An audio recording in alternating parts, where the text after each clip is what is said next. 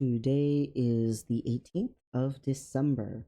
Today is the 3-year anniversary of me taking testosterone. Yay! I can't believe how much of a difference it has made, and the last 3 years have had some really unfortunate things in them. It's not like it's been like all rainbows and butterflies ever since I started testosterone, but not living in a non-stop state of constant depression is just like massive. And I have been able to attempt to like make changes in my life and try to better myself in ways that I just never have been able to reach for, like even attempt to reach for before, all the whole time before. So it's like I'm 3 years old in some ways. It definitely is, even though I'm 39. And part of that definitely comes from having so many hormone problems before and needing hormone replacement therapy, whether I understood all of the health repercussions and the physical and mental health things going on as a result of having too low of testosterone. Um, and also, part of it is just all of the change. I can actually see hope, and I can see there's a chance at a better future. There's a chance at me having like this path. And before, my life was so all over the place and completely hyper focused on the other people in my life and not really focused on me or my needs at all. And I have been trying to really process challenging some of the beliefs that I was led to believe my whole life and that were constantly reinforced to me. I have unfortunately spent a lot of my life being abused, even as an adult, and I'm in a place where I'm not actively being abused, and I'm I'm someone who definitely wants that to be permanent this time. Um, and I'm trying to actively pursue better for myself, to pursue a degree, to actually pursue having a path where I'm not going to be living in a nonstop state of poverty. And part of that poverty I can recognize is because I kept destroying myself for people and spending everything I had on people. And I still struggle with that habit, but I am trying to change. I'm trying to do all the right things to facilitate change being possible. But some things are still just hard. Not everything can be changed. Some things just are what they are. The whole attempting to try to get surgery and going to electrolysis, it is still just excruciatingly slow. And feels like there's no progress that's been made, like at all. I'm going to try to look and see if there's anywhere else that I can get electrolysis. I I don't know. It seems to be like in extremely high demand here in this part of the country, and I'm not wealthy. So I don't have very much options. On top of that, even people who have a little more money seem to also have to be on a little bit of a waiting list because of how popular it is. So people get electrolysis for lots of reasons, and unfortunately, there's not a priority of care for people who are doing it for surgical reasons. It's just whoever wants it goes for it. Um, Gender dysphoria has just been agonizing, like so agonizing, like every single day. And it's so hard to wait the arbitrary wait time. I I had a hard time with the last surgery and waiting for it because I was supposed to be scheduled a lot sooner than what I got scheduled, and that felt like really harsh, especially when I had been waiting since I was 18 for that surgery. And I'm so grateful that the surgery eventually happened, but it being delayed put a massive delay on me starting electrolysis. And then that meant I had to go to a totally different place that I have to drive an hour and a half just to even get there. And then they only would get me in if I did with this training person, but the training person just doesn't do very much. And she's gotten a lot better, but I don't know how hard she's actually trying. She has indicated 2 weeks in a row now that she actually seems to have some sort of crush on me, and that's super uncomfortable for me because I don't like hurting people's feelings and I'm not really attracted to her. But B, I don't know how much she actually wants me to stop coming to appointments. Um, I I don't know. Maybe she's really just struggling to learn, and she really is just slow. But like, there's literally no progress made, and it's disconcerting because I've been going since June, I think June, and there's not a single shred of evidence that I've been going to electrolysis faithfully every single week, except for the couple of times that they keep canceling for random reasons. Like literally this month, she canceled at like 4 a.m. before my appointment. And if I did that, I'd get charged a cancellation fee. But because they do it, it's all cool. I just don't know how professional this is. And so that really concerns me. I I don't know what to do about it except to see if I can get in somewhere else. But I am doubtful that that's an option because last time when I tried to find anywhere remotely close to where I live, it was just completely overwhelmingly no. But that was, a while ago, and maybe something's changed to be more positive. I can hope. All I can do is hope. I finished my first quarter of college, and it definitely had some very real highs of people believing me in me, and I'm now the president of a club, and like have like some professors who wanted to do like this mentoring thing and stuff. And on the other hand, some super low lows of people definitely like being thrown off or having an issue with me. And I don't even like go around saying, "Oh, hey, hi, introduce myself. I'm intersex." Like, or born intersex, or now I'm had enough surgery. I should be pretty much considered to be male by sex and gender, both, even though I don't have a penis.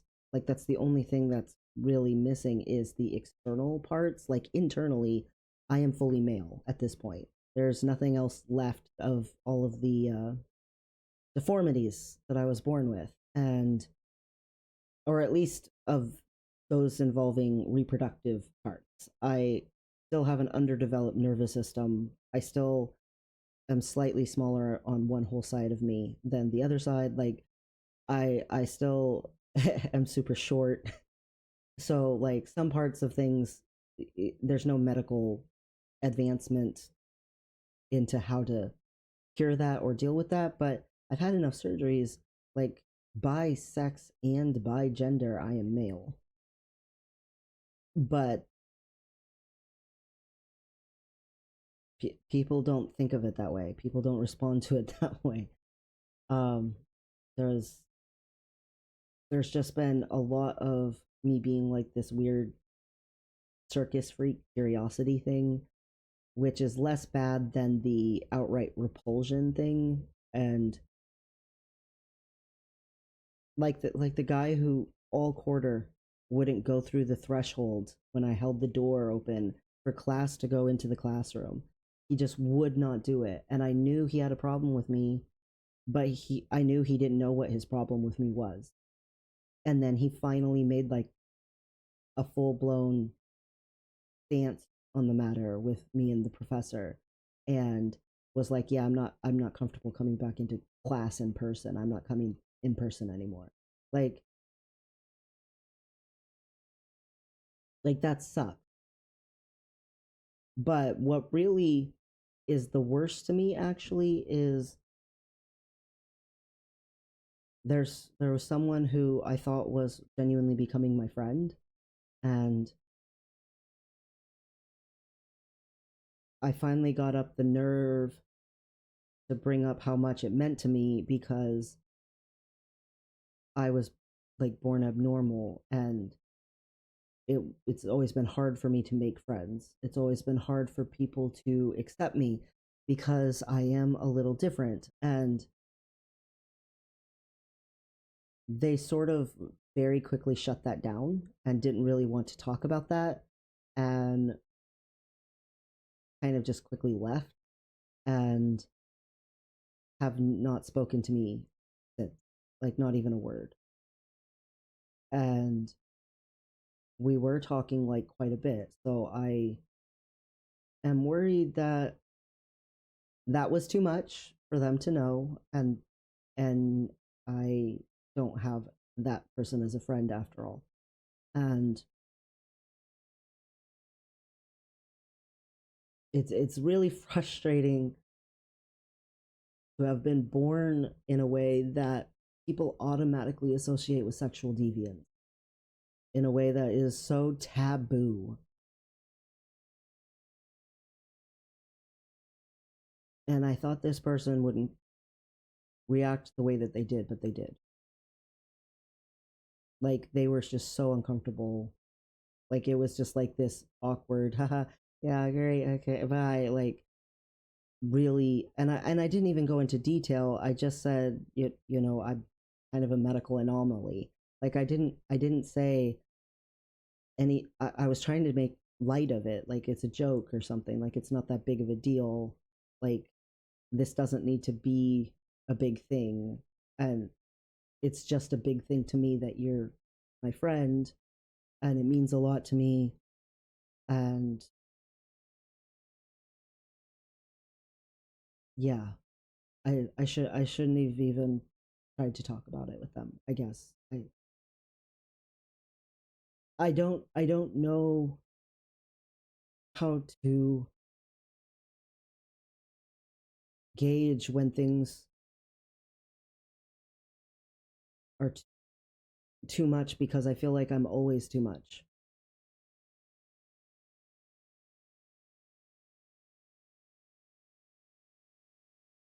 And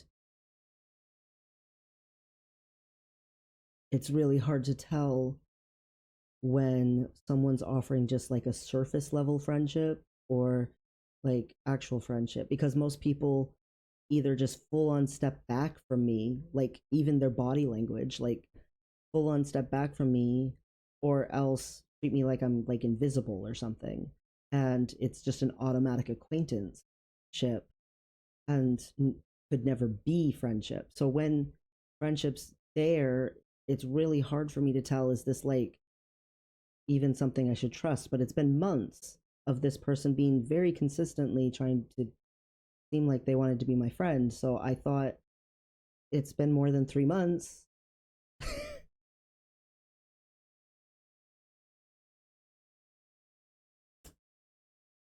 It just is not something that is a fixable thing. There's just a lot of people who really have a problem with me existing. And even when they don't realize it, as soon as they encounter it, suddenly it hits them really hard.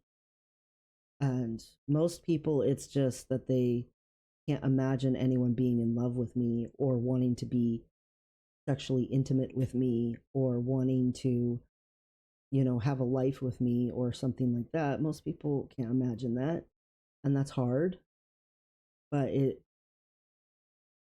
sometimes it's just harder. And I've spent most of the last several years in something of an isolation. I mean, between COVID-19 and moving, and I was 24/7 a caretaker for another human being, and everything, I mean, everything in my life revolved around that for the most part. Um, I didn't really get out or talk to people or have friends or whatever. And now I'm going to school in person, and I'm hanging around with classmates, and I'm in a club, a president of a club.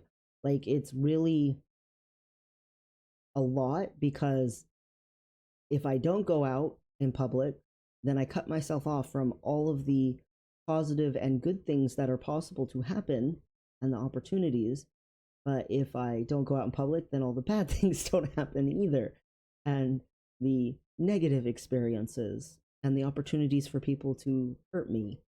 And people have no idea how much power they have to hurt me, for the most part. Every once in a while, I encounter someone who power trips off of it, who's very conscious of it and they enjoy it. But most people are just kind of oblivious. And it's a lot. It's been horrible. I only have 3 pairs of Packer boxer briefs, and trying to navigate what days to make sure those are available to wear, because I am so gender dysphoric, has been a lot. It's been hard for me. And I just wash them every single week and then wear them every single week. I I just desperately want the surgery, and I know it's not going to matter. Me having a actual physical penis isn't going to matter to all the people who judge me or deem me the incarnation of sin or some affront to all that is holy, like, who feel awkward or uncomfortable about my existence. Um, I get that intersex people are less than 2% of the human population. We're rare, and people like normalized things that are comfortable. And I hate that my existence automatically makes people uncomfortable. But my life also makes people uncomfortable. And I hate that too. And I'm in a constant state of trying to make up to everyone around me that I exist, in a constant state of dysphoria and discomfort and anxiety about being a problem. And on top of that, I don't feel whole. And if I got the surgery, then at least I would feel whole. At least I would have something there to give me some semblance of confidence that it's going to be okay. It doesn't matter so much what they think, because at least I've got me. And right now, I don't have a whole me. And I try really hard to hold on to the surgeries that I've already had, and just tried so hard to be grateful that at least I've had 2 surgeries. In the last 3 years, I've had 2 surgeries. And I thought by now I would be getting ready for the next one, and I'm not even close. It feels like extremely far away. And that's agonizing. I wanted to have my penis before I turned 40, and I don't know if that's even possible, because there's nothing happening with electrolysis, like, at all. And that's hard. I don't want to still be trying to get surgeries done when I'm 45. And I have no say in the matter. I can't make things go faster or better.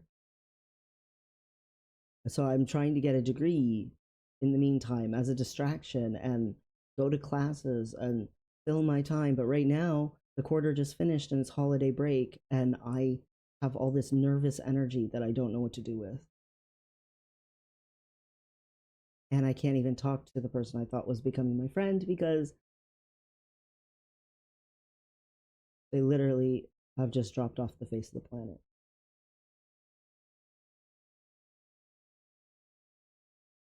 because I was so stupid and thought it would be okay to tell them how much their friendship meant to me because it's always been a struggle because I was born different.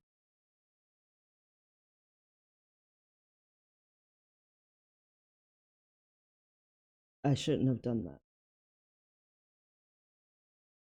I'm 39 years old and I feel like I'm in like middle school or something.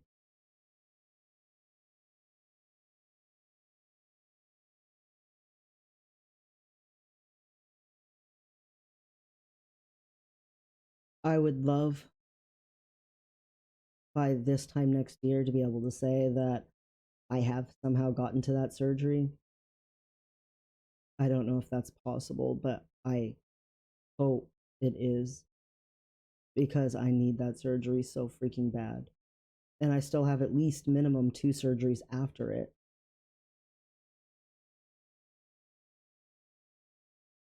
It's all just so freaking long.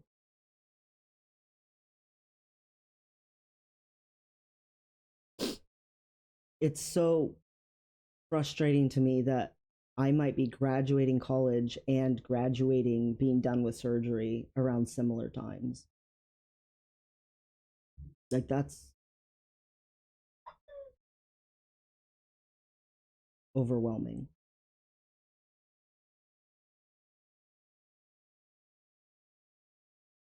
It feels like my life won't start for like another 5 years. And that's not the best feeling in the world.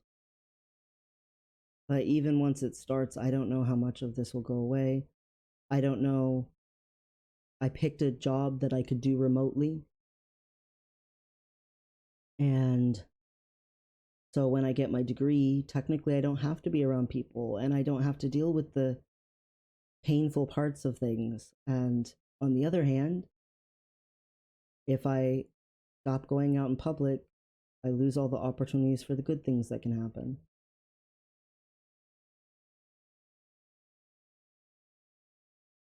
I don't know. I don't know which is worse.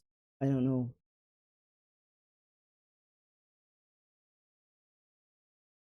Transitioning wise, I mean, I seem to be pretty much settled in as far as what my body wants to do with this little bit of extra testosterone that I have been taking that supplements what I naturally could produce. And that's fine. I mean, I'm fine with things. Quite frankly, I'm relieved that I didn't lose more of my hairline. Yay for that. And I have still been, using the oil, although not every single day, but um, works. So yay for that. I don't know if I pass or not. I don't actually ask people, "Hey, do you think I'm fully male?" Like I I don't go around asking people that. So I think probably in reality, some people I pass for and some people I don't. Like that's probably what it's actually true. Um,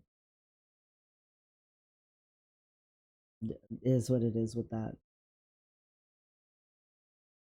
It doesn't help that I am underdeveloped, like just in like period. Um, I'm sure that doesn't help things, but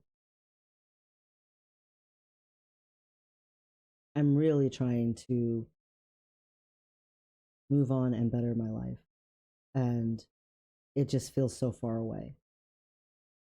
But I'm trying to do all the right things in the meantime. and play the waiting game and be patient, because I do genuinely think maybe 5 years from now, maybe 10 years from now, my life could be super different than it is. And it sucks. It sucks so freaking much that it had to happen so late in my life, and that I had to spend, more than 3 decades in a state of nonstop misery and hell. Um, that sucks, like, horribly. And it sucks that I might only get like 3 decades of being able to actually just live and exist. And that sucks horribly. Like, what a freaking waste of lifetime. But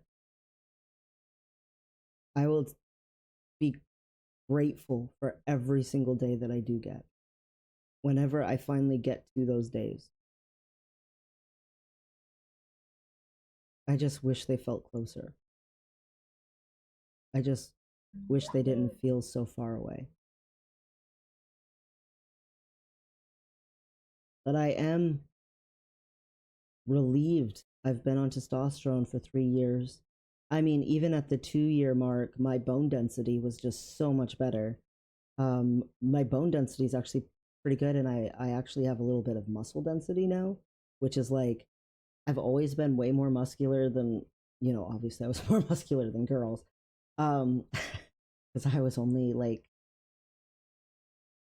pre- presented as a girl, but I was never a girl. Um, but it's still nice because strength has always been like this big dysphoric thing for me, feeling weak, like physically weak. So it it feels good to have some of that, muscle density, um, that most boys develop during puberty that I didn't get to have. Um, I try to be grateful for the things that are there and the things that are happening, and that at least someday I will get to have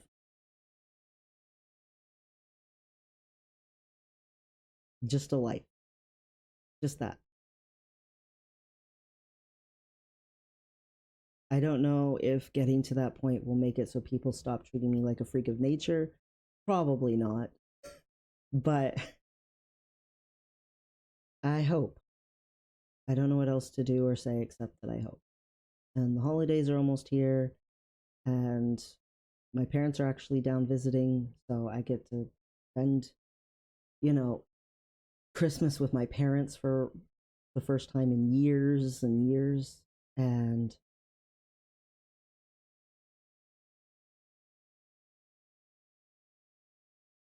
my father's trying. Yesterday we went to the movies because they're here down here visiting.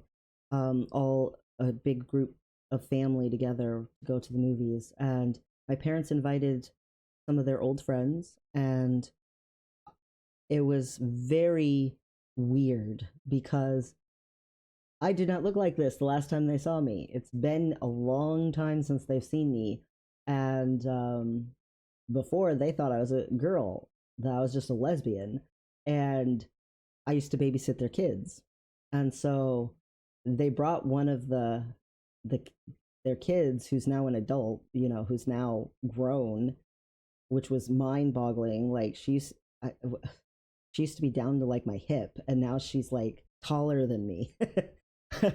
um, but yeah, I could tell that they were pretty uncomfortable. The husband, he was the most nice about it, and he actually shook my hand and said, "How you doing, man?"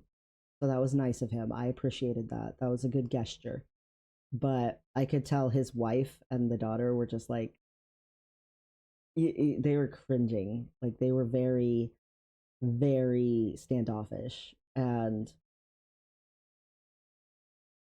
what do you do? I just tried to be myself and do my own thing and not make it any more weird than it was, to the best of my ability. That's all I know what to do when stuff like that happens. I can't control any of it, so I just do the best that I can. But yeah, that was literally yesterday that happened. I just it's an inescapable thing. It's just there. If I interact with human beings, it's going to be there. And for the most part, I try not to be frustrated by it or saddened by it. But sometimes people are just so blatantly against me or so blatantly turned off by it that it's just a little more difficult to accept than other times. And I genuinely thought this person was becoming my friend. And it's really hard for me to have that level of connection with someone, to feel like I could relate to them or understand them, and that they found me relatable and that it was like mutual.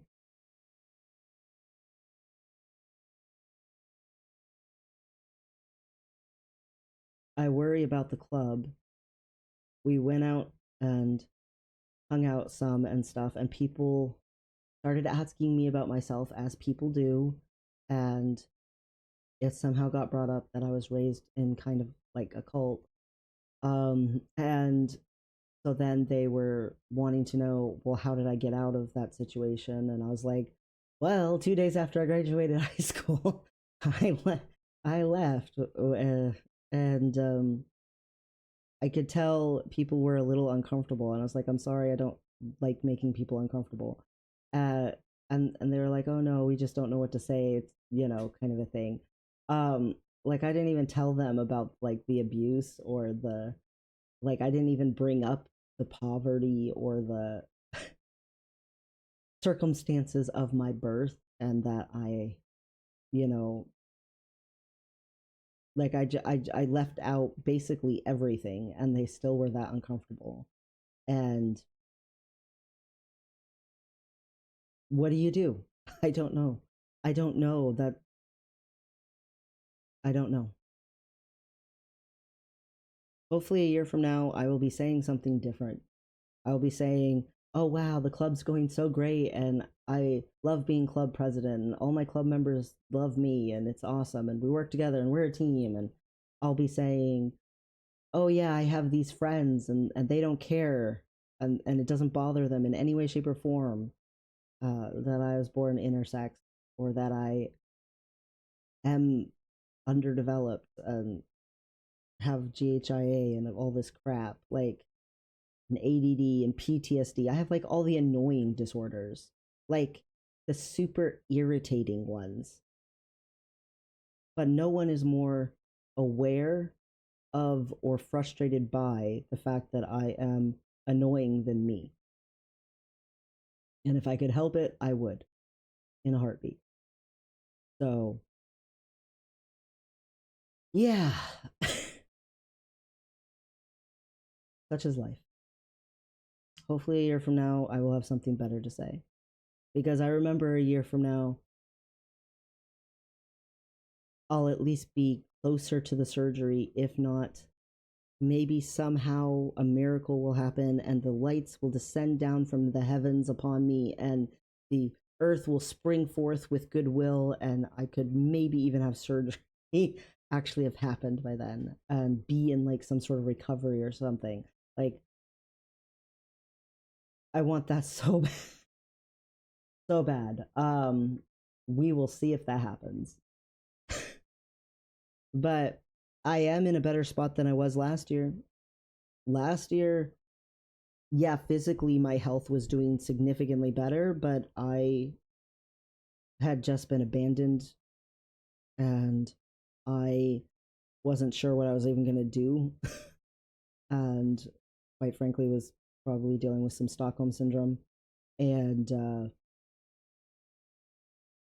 at least this year I can say, hey, I am trying to be on a path, and I have gone back to school, and I am trying to make things work out, and I'm not torturing myself over the fact that I needed surgery and that I got surgery, or that they're supposed to be giving me surgery and I don't know when the surgery is going to be. Because I remember that was last year too, because they delayed my surgery so much.